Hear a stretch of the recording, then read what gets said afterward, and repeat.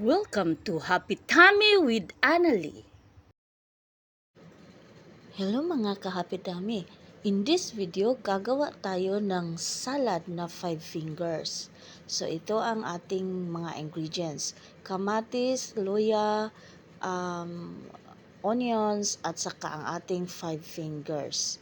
At saka meron tayong 2 sili. So mga sarap ito mga kahapidami. So ito lang yung ingredients natin. Kayo, kakain ba kayo ng ganito mga kahapitami?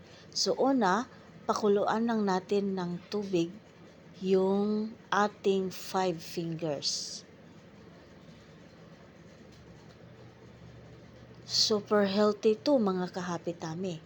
And then, yung kayong kamatis, onions, loya ay pinaghalo natin at nilagyan natin ng konting soka, asin at ng ating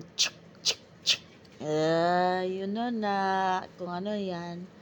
So, ito na yung mga ano natin. Ihalo natin sa ating 5 fingers mga kahapitami.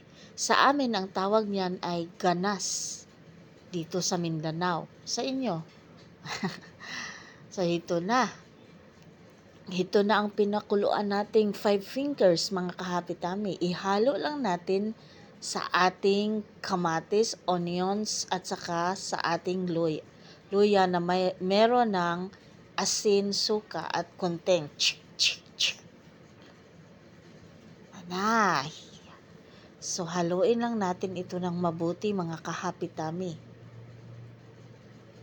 So, ito na ang nahalo nating mga ingredients. Ang ating salad na 5 fingers. Wow! Masarap to kahapitami. Lalo na pag i-partner natin sa kanin at saka sa tuyo. Ito na siya mga kahapitami.